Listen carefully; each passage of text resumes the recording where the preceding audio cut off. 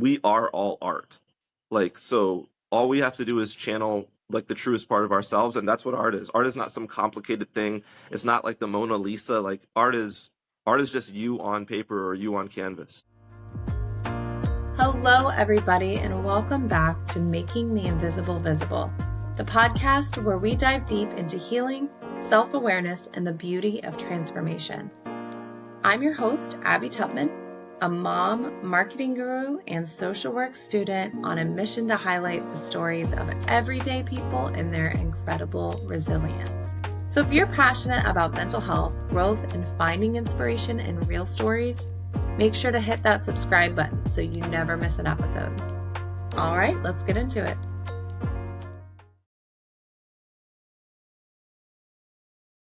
Hi, everybody. Thank you for joining us today on another episode of Making the Invisible Visible. Today, I have my good friend, Garrett Ashe, who is the author of the lovely Modern Day Magic. Garrett's with us today to talk a little bit about how art can be used to help heal trauma.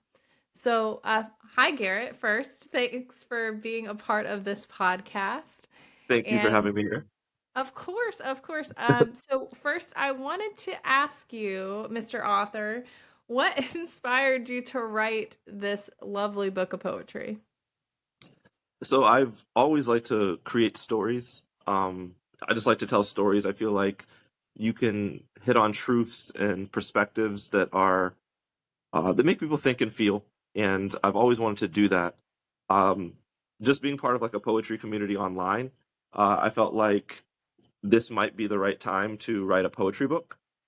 So that's how I kind of stumbled upon poetry and doing it that way. So you wrote your book at the height of the pandemic. So would you say that writing helped you cope with the pandemic? Has it writing been a long-term journey for you? Or did you start writing around the pandemic? What did that look like for you? So yeah, that's actually a really interesting question. So for me, the reason, like the broad reason that I write is definitely to make people feel things and to make people think, just to get them thinking and feeling things.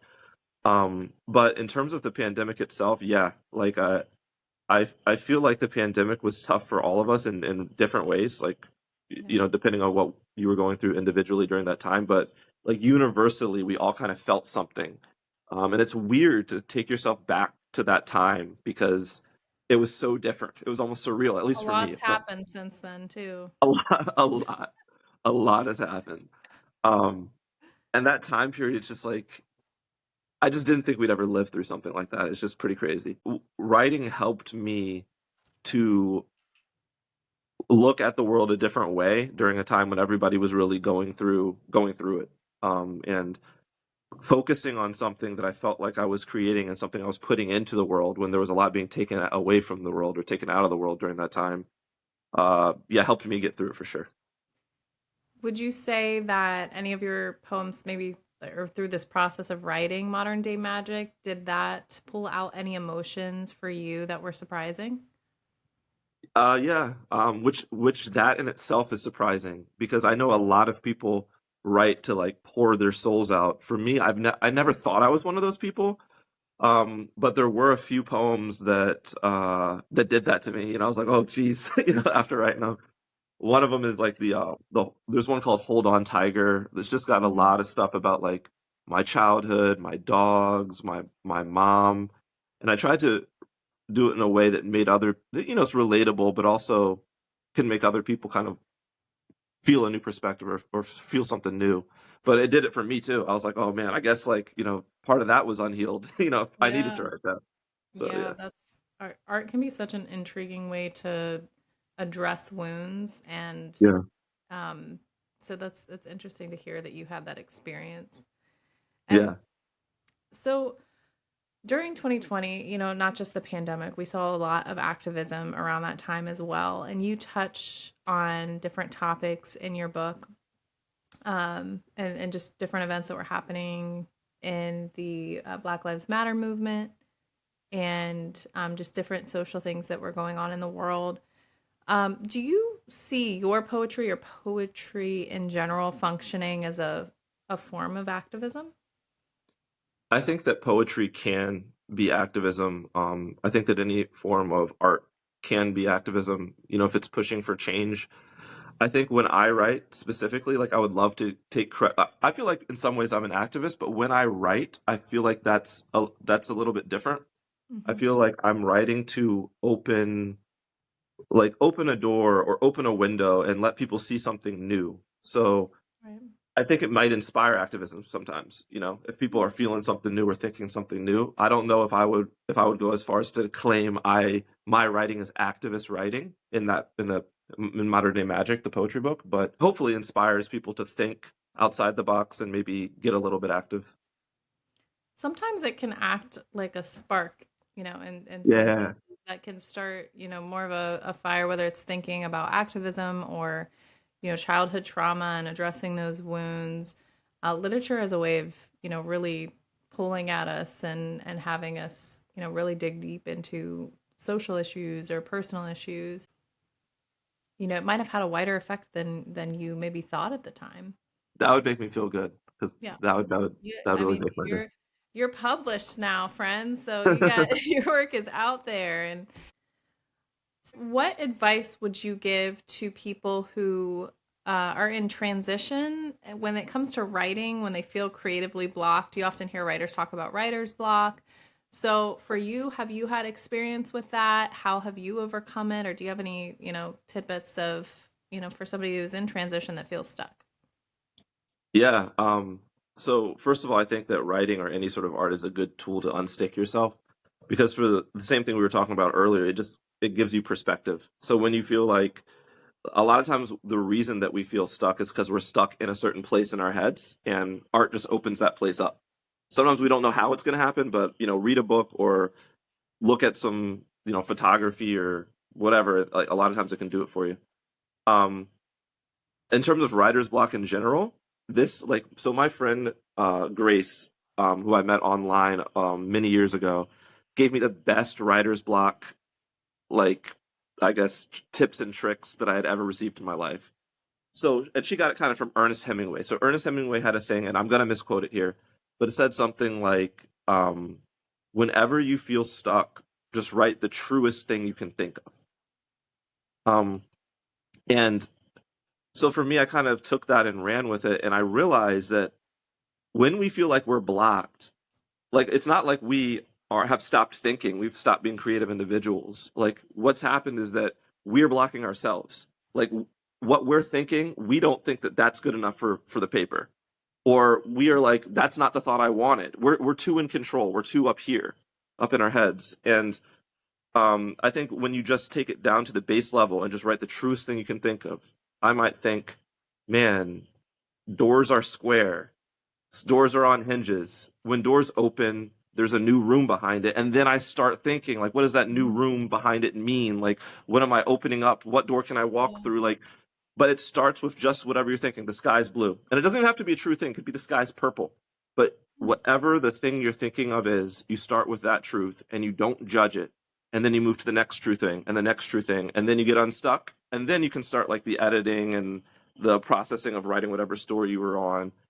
But it has to get back to being yourself, which is back to your truth and the one truest thing you're thinking. Wow, that's I've good. never been stuck. I've never been stuck since doing that. Like literally not one time having writer's block in the last 7 years because of that. That's a really good piece of advice. Shout out to your friend Grace. We'll have to tag her in the comments below. Do you have her Instagram handle? Yeah, yeah, yeah. Okay, good. Yeah, I'll make sure We'll, to get we'll it for tag you. her. We'll tag her down below. That's so funny. First of all, Grace is amazing. Grace was one of the people that was responsible for me being able to open up and write poetry in the way that I do because of her rawness. Like I can kind of channel that when I write sometimes. But so funny story about Grace. When I went back and told her how successful this little trick was for me, like I've never had writer's block in the past 7 years. And she was like, "Really? Like, I still have it. It worked that well for you?" Like, so I think like it's just because it's the enthusiasm with which you pursue it. You know what I mean? Like, it's not just a quote from Ernest Hemingway and taken and used by Grace. It's now like a thing I subscribe to. Like, Right. what is my truest truth? Like, what is my truest statement? Yeah, It even goes I, into like philosophy, you know, yeah, therefore I am, you know. yeah, yeah, yeah. It's deep. It's Like, very deep. Yeah, shout out yeah. Grace for Yeah, that. shout out Grace. Props to Grace.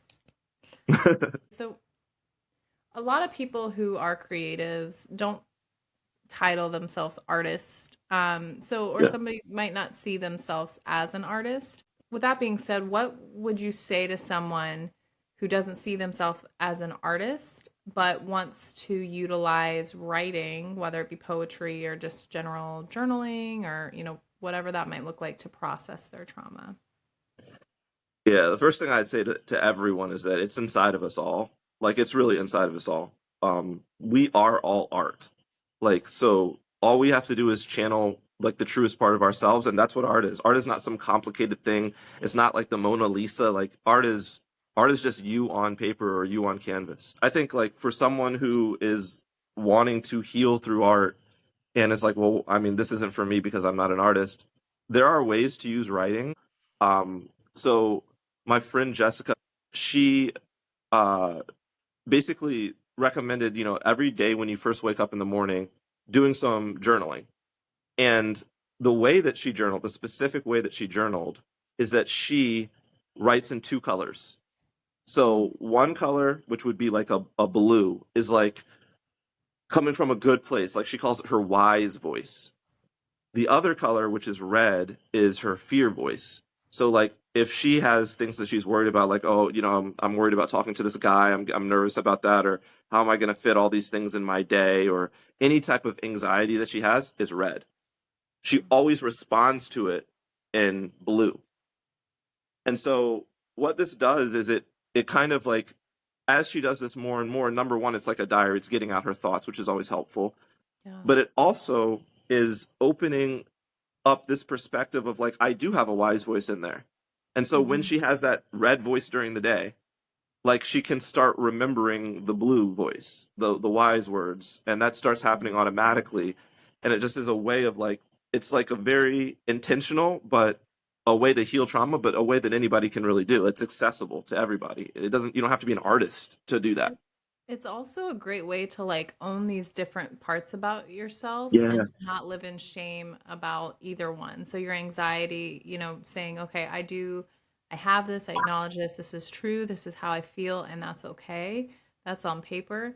But I also know that like maybe this blue voice that might be a voice of reason, a wise voice, a nurturing voice can come in and say like it's gonna be okay. Like I know at the core Yes. that things might be okay, or will be okay. So I love that concept. That's a great piece of advice to for anybody to get started, especially with journaling. I think I might need to go steal some of my son's colored pencils. Yeah. Yeah. Yeah. Start journaling that way myself. I love that. And it's quick. It's not Yeah, intimidating because it's like you got the notepad and the pens on the side of your like bedside table and just do it 5 minutes in the great. morning and you're all set. That's great. I love that. So, what would you say healing through creativity looks like for you presently? Oh, that's a good question. So right now, I think the biggest way I'm doing it is diving into a fiction book that I'm writing, a fiction Mhm. novel, which I'm super excited about. We'll have to have a whole different pod on that because I will not stop talking about. I mean, people do all sorts of things like what's like escapism, right? Like movies or TV or video games or drawing or I mean, people. The escapism comes in so many different forms, and I think like it's really cool when you think about the fact that like it can literally come from inside you. You know what I mean? Like, and that's what I think about. Like sometimes I'm writing and I'm like writing because I love doing it and I love creating a story. And I'm like, this is an escape, and I'm creating it myself. Like we have everything here. Like I love Mhm. to consume, but like creating is fulfilling on a whole different level. Like not only do you get the escapism, but you also get the feeling of accomplishment. You also are kind of processing things that are going on in your life and working through those unintentionally almost by creating stories. Mhm. So yeah, I highly recommend writing. That's what And I you do. can you can heal your inner child in that way too because you're giving, Yes. you have the freedom to kind of do, you know, what you want to do with your mind, and you can just take something and run with it, and you have like freedom. And I hear a lot of people that do write, or that they find that it's very healing for their inner child, and that's been a part of their journey. It's really interesting that you talk about inner child because so the book that I'm writing right now, it will be called Four Petals when it's released. Mm. And it's like the whole book is from reoccurring dreams, reoccurring nightmares, and themes that I had when I was a child. So Mm. really, like, and that just starts happening naturally because like that's a part of us that's in there, and that's the part of us that Mhm. doesn't really get to speak very often. So I think when you do just like let go and you start writing your truths, you do find out like you're like your little kid voice starts talking to you like, hey, remember me? Like I have some things that I still want to say, and it just starts coming out. That's amazing. I'm excited for you. You got some big Thank things you. on the horizon. Yeah, hopefully. Yeah. Yeah, Thank you. that's great. I'm excited to read it. Thank you. So, speaking of books, I had asked Garrett prior to this podcast if he would share or allow me to share a poem from his book, Modern Day Magic, that he feels reflects the theme. So, I want to read this poem that you selected and then just gather from you why you chose this poem and have you speak on it if that's okay. That's awesome. Yep. Awesome. Okay. So this is called A Poetic Pandemic.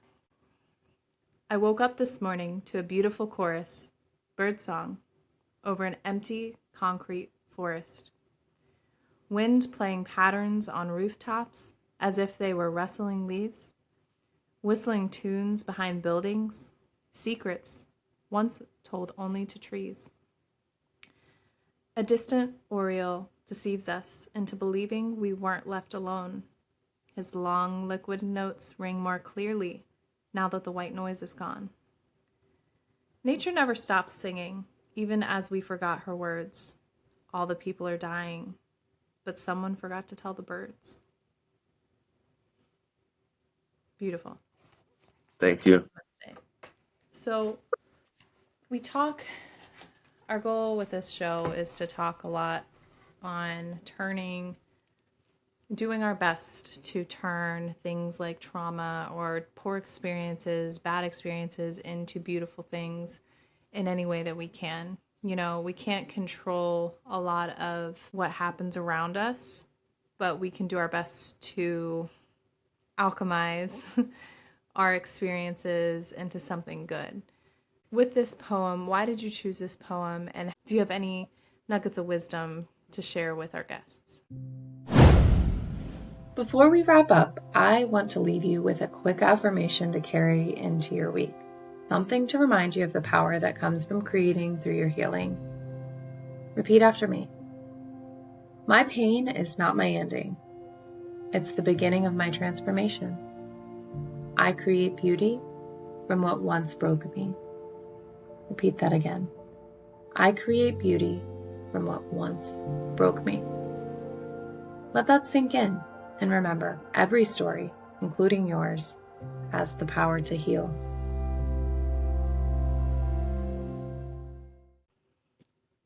Yeah. Well, so first of all, thanks for reading that. Yeah, I think the reason I chose that poem was because it takes me back to that time, and I think maybe some people will relate. When we were in it, we were really in it. A lot of us were scared. A lot of us had relatives and family members who either got sick, close to death, or did pass away.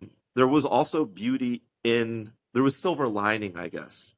Um, and as someone who did have some loss during that time, uh, it was hard to see, and writing helped me see it. And so I think one of the reasons that I picked it was because that's the nature of this pod, that I love, is that like how can we take these difficult things and find beauty in them and heal ourselves through them? And I think the metaphor of the birds like is perfect for that theme because people did forget to tell the birds that everyone was supposed to be sick and panicked, and they were still singing beautifully every single day. And every single day I woke up, or every single night before I went to bed, I could hear them. And I made sure to hear them. And I made sure to concentrate on that. And I could actually hear them louder and more full than ever because there wasn't as much noise from the street, noise from the people. And so, yeah, just taking ourselves back to that foundation, to nature, to balance, and allowing that to heal us. Man.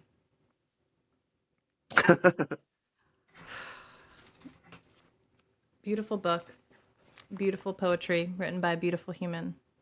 Oh my gosh, thank So you. I will, for our guest, I will be linking your book in our podcast description.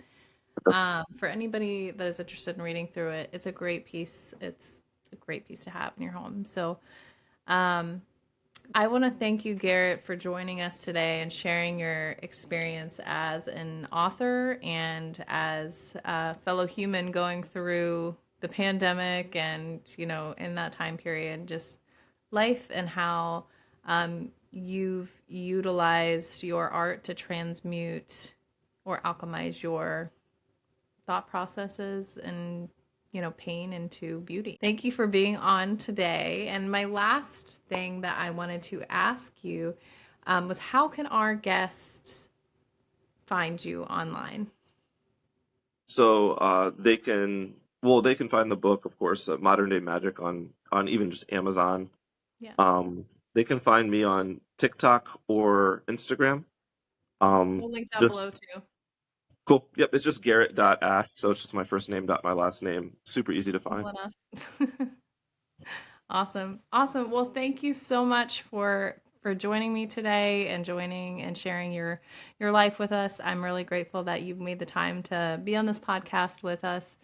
So thank you again. And Thank you for everybody. creating this, Oh, Abby. of course. I'm excited. I'm loving this journey. I've had so many good conversations that I'm excited to share. So thank you for saying that.